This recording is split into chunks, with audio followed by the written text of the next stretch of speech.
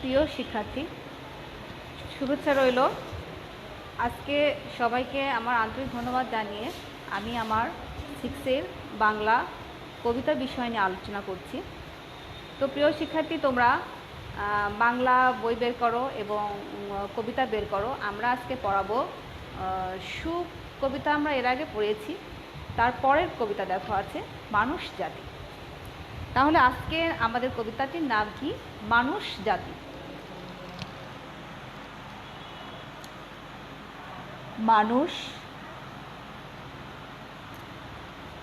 জাতি। মানুষ জাতি। মানুষ জাতি। মানুষ জাতি কথাটির অর্থ কি? আমরা তো সবাই মানুষ। পৃথিবীর যেখানে আমরা যে বর্ণেরই যে গোত্রেরই হই না কেন, যে ধর্মেরই হই না কেন, আমরা কিন্তু সবাই এক নামে পরিচিত। সেটি হলো আমরা সবাই মানুষ জাতি। তো এই মানুষ জাতি কবিতাটি কে লিখেছেন? মানুষ জাতি কবিতাটি লিখেছেন ছন্দের জাদুকর কবি সত্যেন্দ্রনাথ দত্ত। কবি সত্যেন্দ্রনাথ দত্ত। সত্যেন্দ্রনাথ দত্ত মানুষ জাতি কবিতাটি লিখেছেন কবি সত্যেন্দ্রনাথ দত্ত। তো আমরা কবিতাটির মূল বিষয়ে আলোচনা যাওয়ার আগে আমরা কবি সম্বন্ধে কিছু জেনে নিই। আমাদের কবি, তিনি ছন্দের জাদুকর হিসেবে পরিচিত। এবং সত্যেন্দ্রনাথ দত্ত কত সালে জন্মগ্রহণ করেছেন? সত্যেন্দ্রনাথ দত্ত জন্মগ্রহণ করেছেন 1882 সালে। তার জন্ম 1882 সালে। 1882 সালে কোথায়? 1882 সালে কলকাতার কাছাকাছি নিমপাতা গ্রামে। কলকাতার কাছাকাছি নিমপাতা গ্রামে। কলকাতার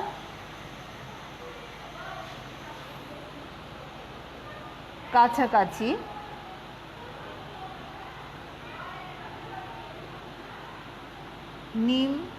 নিমতা। এই গ্রামের নামটা হলো নিমতা। নিমতা একবারে উচ্চারণ হলো নিমতা। নিমতা গ্রামে। নিমতা গ্রামে। তাহলে প্রিয় শিক্ষার্থী, আমরা জেনে নিলাম যে আমাদের কবির জন্ম কত সালে হয়েছিল এবং কোথায় হয়েছিল। জন্ম হয়েছিল 1882 সালে। কোথায় হয়েছিল? কলকাতার কাছাকাছি নিমতা গ্রামে। মৃত্যু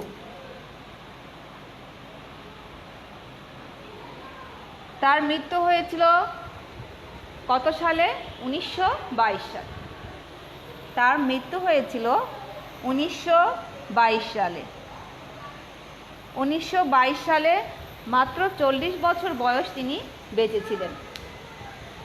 তাহলে তার জন্ম সম্বন্ধে আমরা জানলাম যে 1882 সালে কলকাতার কাছাকাছি নিমতা গ্রামে তার জন্ম হয়েছিল এবং তিনি মৃত্যুবরণ করেছিলেন 1922 সালে। তার মানে তিনি বেঁচেছিলেন মাত্র 40 বছর। বৈচিত্র্যময় ছন্দের কবিতা লিখে তিনি কিন্তু ছন্দের জাদুকর হিসেবে পরিচিতি লাভ করেছিলেন। এবং তার কর্মজীবন, মানে সত্যেন্দ্রনাথ দত্তের কর্মজীবন কী ছিল? তার কর্মজীবন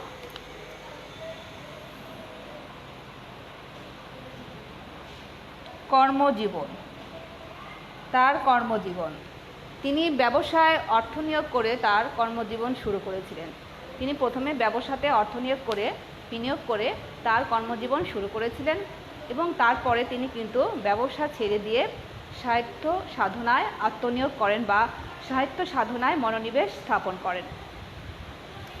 তিনি কিন্তু অনেক ভাষা জানতেন, যেমন আরবি, ফার্সি, ইংরেজি সহ অনেক ভাষা তিনি জানতেন।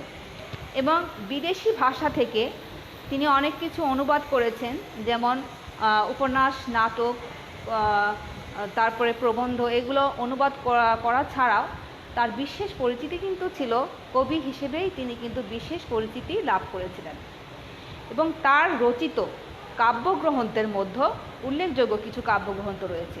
তার রচিত যে কাব্যগ্রন্থ রয়েছে তাহলে তার কর্মজীবন শুরু হয়েছিল ব্যবসায় অর্থ বিনিয়োগ করে এবং পরে তিনি ব্যবসা ছেড়ে সাহিত্য সাধনায় আত্মনিয়োগ করেন।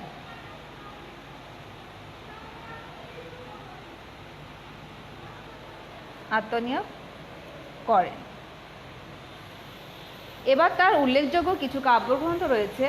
তার উল্লেখযোগ্য কাব্যগ্রন্থের মধ্যে বেণু ও বীণা,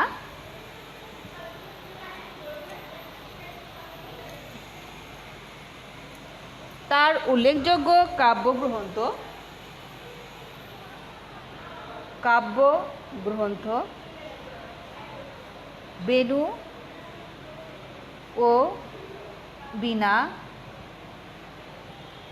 বেণু ও বীণা, কুহু ও কেকা, বিদায়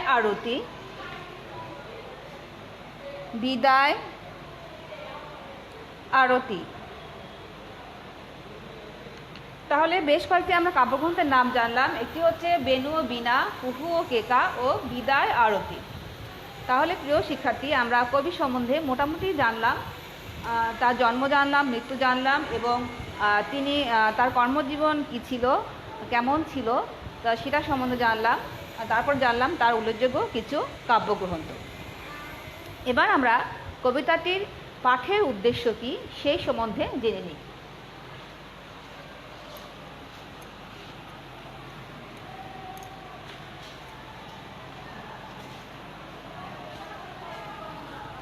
কবিতাটি পাঠের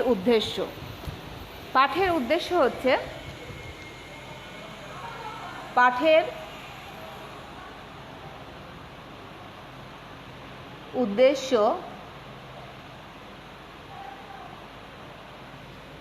উদ্দেশ্য জাতি ধর্ম বর্ণ নির্বিশেষে মানুষের প্রতি সংবেদনশীলতা ও সমমর্যাদার মনোভাব সৃষ্টি করতে হবে।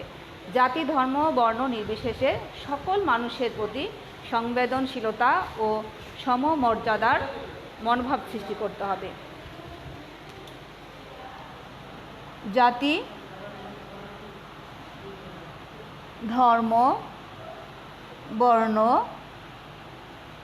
নির্বিশেষে সকল মানুষের প্রতি সংবেদনশীলতা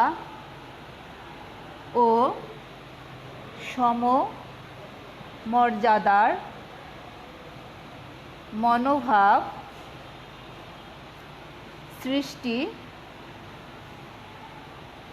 করতে হবে।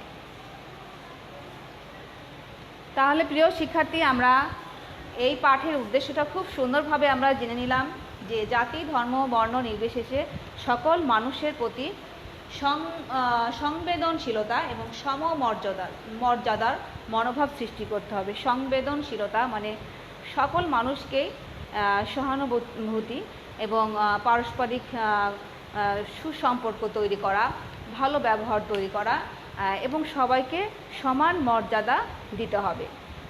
যে কাউকে কম দৃষ্টিতে দেখলাম কিংবা কাউকে বেশি, এরকম নয়। সকল ধনী গরিব নির্বিশেষে সব মানুষকে সমান দৃষ্টিতে আমাদেরকে দেখতে হবে।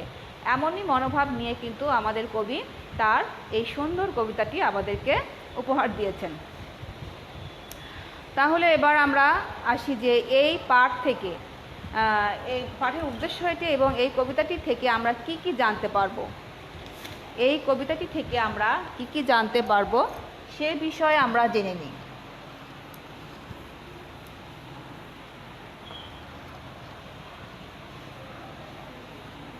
এই কবিতাটি থেকে আমরা জানতে পারব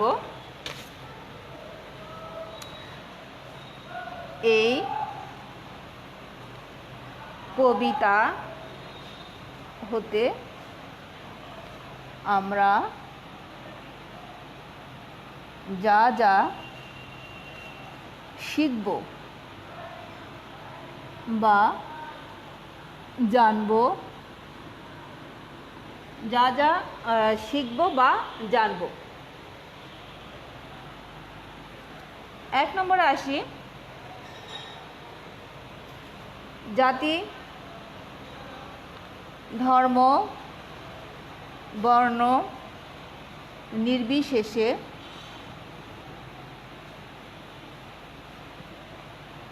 সকল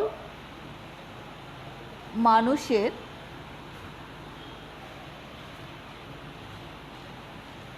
প্রতি সহানুভূতির স্বরূপ। একটু আগে যে কথাটি বললাম যে জাতি, ধর্ম, বর্ণ নির্বিশেষে সকল মানুষের প্রতি সহানুভূতি দেখাতে হবে এবং সবাইকে সমান দৃষ্টিতে সেটি দেখাতে হবে। তাহলে এইটাই বিস্তারিত আলোচনা আমরা যাব পরবর্তীতে। এবার 2 নম্বরে আসি। 2 নম্বরে আছে মানুষকে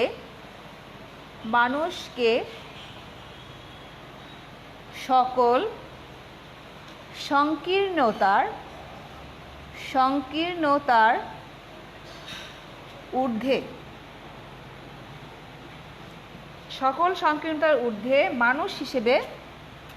ঊর্ধ্বে মানুষ হিসেবে মর্যাদার তাৎপর্য মানুষকে সকল সংকীর্ণতার ঊর্ধ্বে উঠতে হবে। নিজেকে সংকীর্ণ গণ্ডির মধ্যে না রেখে বৃহৎ গণ্ডির মধ্যে প্রবেশ করে নিজের মনকে বিশাল করে, বড় করে আমাদের কি করতে হবে, সকল কিছুর সংকীর্ণতার ঊর্ধ্বে উঠে আমাদেরকে সকলকে সমান মর্যাদা দিতে হবে এবং সেই তাৎপর্য আমরা এই কবিতা থেকে জানতে পারব।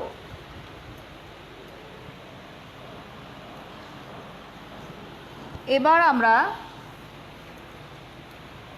কবিতাটির পাঠের উদ্দেশ্য জানলাম।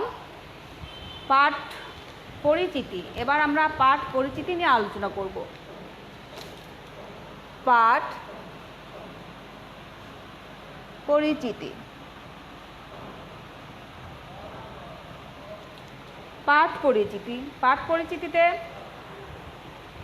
প্রথমেই দেখো আছে 64 পৃষ্ঠা যে মানুষ জাতি কবিতাটি কবি সত্যেন্দ্রনাথ দত্ত কোন কাব্যগ্রন্থ থেকে নিয়েছেন? কোন কাব্যগ্রন্থ থেকে? অভ্র আবির। মানুষ জাতি কবিতাটি অভ্র আবির কাব্যগ্রন্থ থেকে নেওয়া হয়েছে। এবং এই মূল কবিতাটির নাম কি? মূল কবিতাটির নাম হলো জাতির পাতি। মূল কবিতাটি সেখান থেকেই কিন্তু এই কবিতার অংশটি নেওয়া হয়েছে, যেটা কিনা মানুষ জাতি। আর এই কবিতাটির মূল কবিতা যেটা থেকে নেওয়া হয়েছে সেই কবিতাটির নাম হচ্ছে জাতির পাতি। মূল কবিতাটির নাম। তাহলে প্রিয় শিক্ষার্থী, আমরা জানলাম যে মানুষ জাতি কবিতাটি অভ্র আবির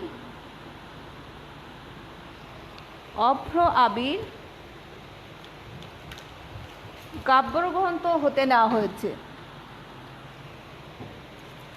অভ্র আবির কাব্যগ্রন্থ হতে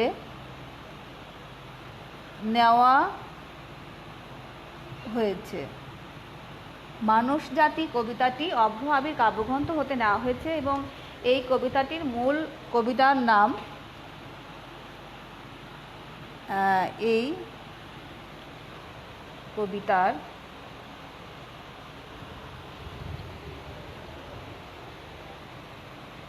মূল নাম জাতির পাতি। জাতির পাতি বানান, উপরে কিন্তু চন্দ্রবিন্দু রয়েছে। মূল কবিতাটির নাম জাতির পাতি। তাহলে এবার বিস্তারিত আলোচনায় আমরা আসি যে দেশে দেশে ধর্মে বর্ণে যে বিভিন্ন গোত্রের মানুষের মধ্যে পার্থক্য সৃষ্টি করা হয়েছে, আর আমাদের কবি এখানে কি করেছেন, যে সকল মানুষকে এসব পার্থক্যের ঊর্ধ্বে উঠতে বলেছেন। এবং আমাদের এই পৃথিবী কিন্তু সকল জাতি ধর্ম বর্ণ মানুষের বা গোত্রের বাস, সব মানুষই কিন্তু আমরা এই পৃথিবীর বুকে একই সঙ্গে বাস করছি। তাহলে এই পৃথিবী বা ধরণীর স্নেহ ছায়ায় একই সূর্য একই চন্দ্রের ছায়াতলে আমরা কিন্তু বা আলোতে লালিত পালিত হচ্ছি। এবং আমাদের সকলের ক্ষুধা তৃষ্ণা শীতাতপ বলতে গরম শীত সকলের অনুভূতি কিন্তু আমাদের একই রকম। এবং বাইরের মানুষের চেহারার মধ্যে বিভিন্ন পার্থক্য দেখা যায়, সাদা কালো বিভিন্ন পার্থক্য দেখা যায়, কিন্তু ভিতরে কিন্তু সবার রঙই একই রকম এবং আমাদের সবারই রক্তের রং কি লাল। তাহলে মানুষ জাতি কবিতার কবি জাতিভেদ বর্ণভেদ গোত্রভেদ বংশ কৌলীন্য ইত্যাদি সব কিছুর ঊর্ধ্বে উঠে নিজের সংকীর্ণতা পরিহার করে আমাদেরকে কি করতে হবে, মানুষ জাতি হিসেবে নিজেদের পরিচিত করে তুলতে হবে। এবং এই জন্যই কবিতায় কিন্তু কবি আমাদেরকে মানুষ, আমাদের এক নম্বর পরিচয় কি মানুষ জাতি, সেইটাই উল্লেখ করার জন্য কিন্তু এই কবিতায় তিনি আরও সুন্দর করে আমাদের কবিতার মাধ্যমে তুলে ধরেছেন। সারা পৃথিবীর জাতি ধর্ম বর্ণ গোত্র পরিচয়ের ঊর্ধ্বে আমাদেরকে যে মানুষ জাতি হিসেবে পরিচিত হতে হবে, সেটাই এই কবিতার মূল কথা। এবং পৃথিবীর সব মানুষকে নিয়েই কি গড়ে উঠেছে, পৃথিবীর সব মানুষকে নিয়েই কিন্তু গড়ে উঠেছে এই পৃথিবী বা ধরণী। তো প্রিয় শিক্ষার্থী, এবার আমরা এই কবিতার যে কিছু শব্দ রয়েছে, কঠিন কঠিন শব্দ, সেই শব্দগুলো কিছু আমি তোমাদের মাঝে আলোচনা করছি।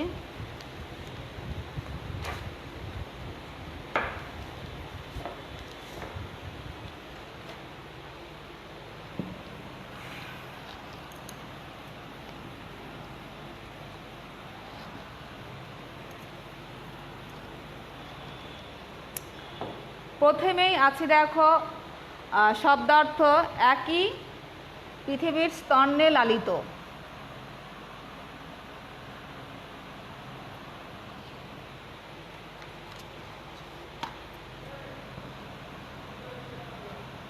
একই পৃথিবীর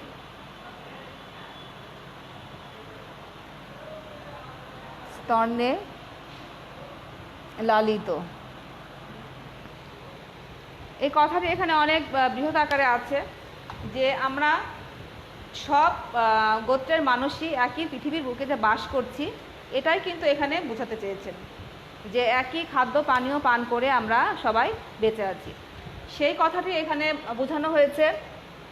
তারপরে আছে রবি শশী।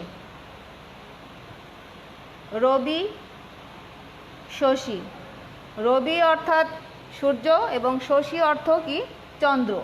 তাহলে এই কথা দুটির মানে হচ্ছে সূর্য ও চন্দ্র, রবি শশী সূর্য ও চন্দ্র। তারপরে আছে শীতাতপ।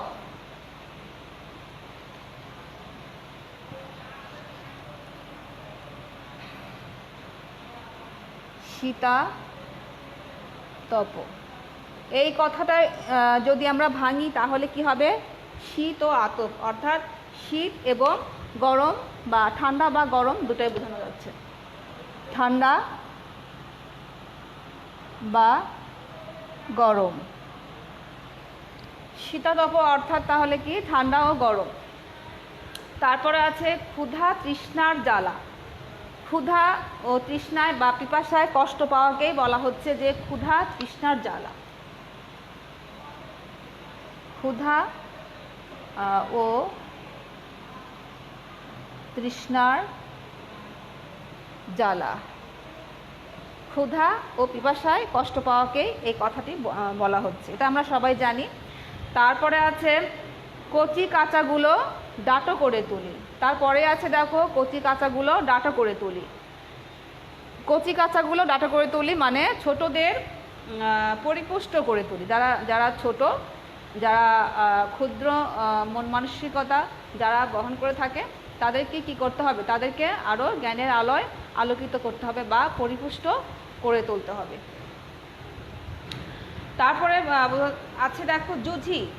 যুঝি অর্থাৎ কি? যুদ্ধ করি। যুঝি, যুঝি অর্থাৎ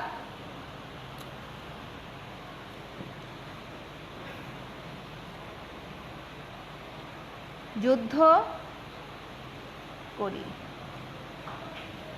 আমাদেরকে কি করতে হবে? প্রতিনিয়ত যুদ্ধ করে সংগ্রাম করে এই পৃথিবীর বুকে সবাইকে টিকে থাকতে হবে। এই কথাটি এখানে বলা হচ্ছে যে লড়াই করি বা সংগ্রাম করি, এই কথাটি সরাসরি এভাবে না বলে বলা হয়েছে যুঝি। তাহলে যুঝি অর্থাৎ কি? যুদ্ধ করি, সংগ্রাম করি বা লড়াই করি। তারপরে আছে তরে। তরে অর্থাৎ জন্যে, কারোর জন্যে, সকলের তরে। আমরা একটা কবিতার লাইন জানি যে সকলের তরে সকলে মোরা, প্রত্যেকে মোরা পরের তরে। মানে আমরা একে অপরের জন্য নিবেদিত প্রাণ হব বা একে অপরের কথা আমরা চিন্তা করব। তাহলে তরে অর্থাৎ কি? জন্যে। তারপরে আছে ডাঁটো।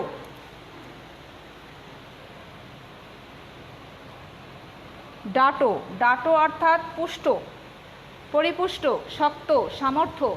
এ কথাটি বোঝায় যে ডাঁটো, পুষ্ট, শক্ত, সামর্থ্য, এমনই জিনিসগুলো বোঝায় ডাঁটো অর্থাৎ। তারপরে আছে বাসর বাঁধিক। বাসর বাঁধি বলতে সম্প্রীতি গড়ে তুলি। বাসর বাঁধি,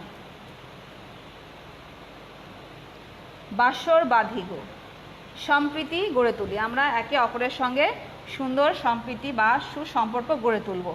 সম্প্রীতি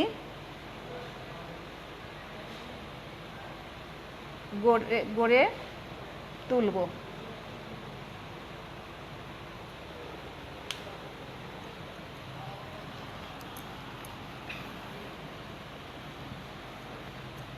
তারপরে আছে দোসর। দোসর বলতে দোসর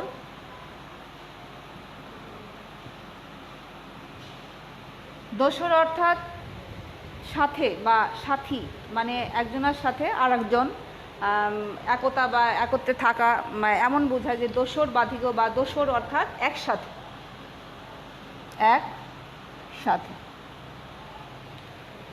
একসাথে। তারপরে আছে একসাথে বলতে এখানে আরও অর্থ রয়েছে, যেমন বন্ধু বান্ধবী, এমন কথাগুলোও দেওয়া যায়। বন্ধু বান্ধবী। তারপরে আছে ধলো। ধলো মানে কি? ধলো মানে সাদা, ফর্সা। ধলো, ধলো অর্থাৎ সাদা বা ফর্সা চেহারার যারা, তাদেরকে বলা হয় ধলো। ধলো কালো বলতে, যারা কালো তাদেরকে বলা হয় কালো, এটা আমরা জানি। তারপরে আছে জলে ডুবি, বাঁচি পাইলে ডাঙা। অর্থাৎ জীবন সংগ্রামে যখন আমরা বিপদে পড়ি তখন কি সংকট পেরিয়ে আবার কি করি? আবার নতুন পথে বা নতুন স্বপ্নের দিকে আমরা যাই বা নতুন স্বপ্ন দেখি। তারপরে আছে ডাঙা। ডাঙা অর্থাৎ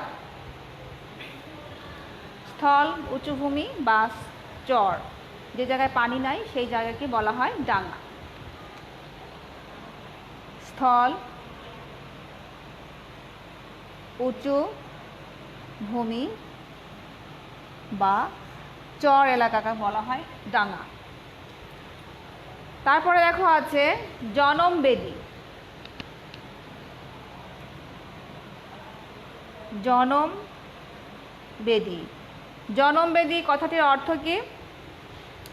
জনমবেদী বলতে জন্মস্থান, যেখানে আমাদের জন্মস্থান সেই জায়গাটি বলা হয়, সেটা তার জনমবেদী। তাহলে জনমবেদী শব্দটির অর্থ জন্মস্থান। তারপরে আছে ছোপ। ছোপ বলতে আমরা জানি, ছোপ বলতে ছাপ বা দাগ। ছোপ, ছোপ বলতে ছাপ বা দাগ।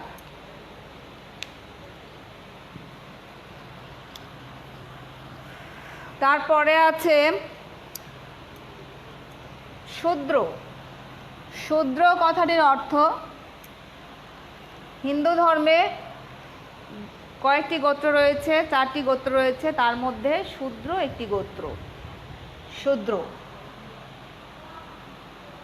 শূদ্র বলতে তাহলে আমরা যে হিন্দু ধর্মের 4 বর্ণের মধ্যে একটি গোত্রের নাম শূদ্র। তারপরে আছে কি বনেদি। বনেদি অর্থাৎ কিন্তু প্রাচীন, প্রাচীন বা সম্ভ্রান্ত পরিবারকে বলা হয় বনেদি পরিবার। প্রাচীন বা সম্ভ্রান্ত, প্রাচীন বা সম্ভ্রান্ত। তার নিচে দেখো আছে গড় বনেদি। গড় বনেদি শব্দটির অর্থ অভিজাত নয় এমন। বনেদি অর্থাৎ প্রাচীন বা সম্ভ্রান্ত, এবং গড় বনেদি বলতে অভিজাত নয় তেমন, অভিজাত বা সম্ভ্রান্ত নয়, অভিজাত নয় এমন। তারপরে দেখো আছে বুনিয়াদ। বুনিয়াদ অর্থাৎ কিন্তু ভিত্তি। বুনিয়াদ কথাটির অর্থ ভিত্তি। ভিত্তি, ভিত্তি প্রস্তুত করে সব কাজ শুরু করতে হয়। কোনো কিছুর ভিত্তিটা যদি শক্ত হয় তাহলে সেই কাজটা অনেক সুন্দর হয়। সেই কথাটি এখানে সুন্দর করে দেওয়া আছে যে ভিত্তিটা সরাসরি না লিখে আছে কি বুনিয়াদ। বুনিয়াদ অর্থাৎ ভিত্তি। তারপরে আছে দুনিয়া সবারই সমান বা দুনিয়া সবারই জনমবেদী। দুনিয়া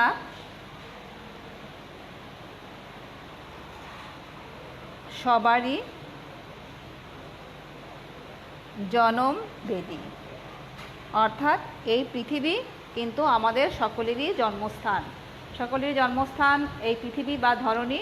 এই জন্য এই কথাটি এখানে দেওয়া আছে যে দুনিয়া সবারই জনমবেদী।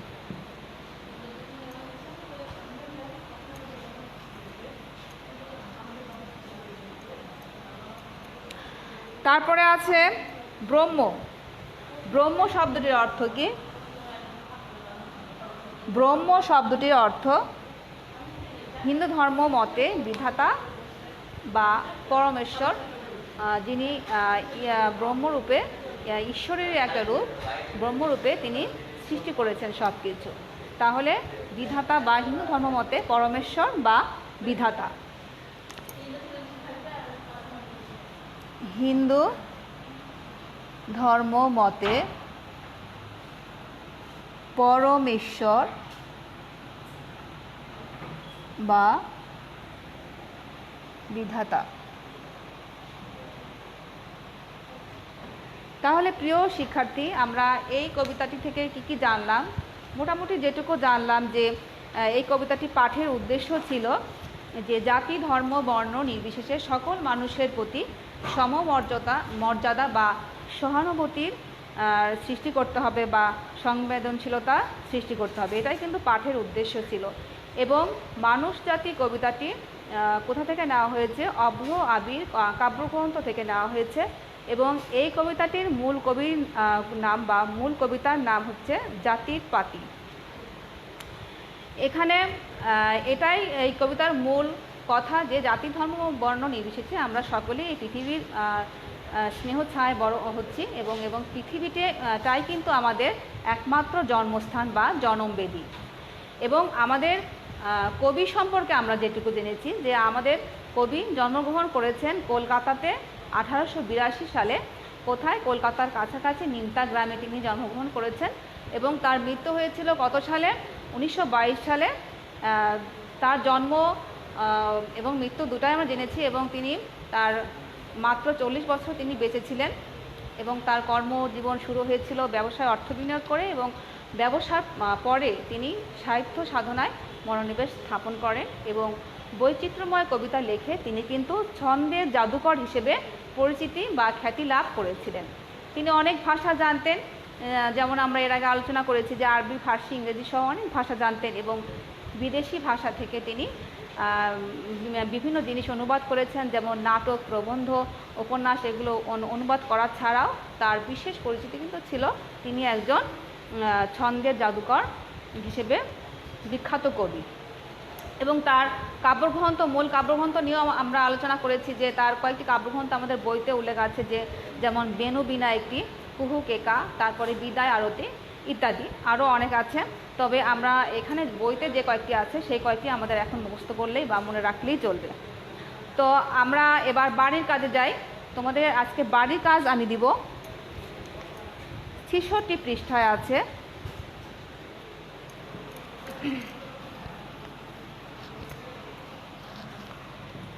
বাড়ির কাজ।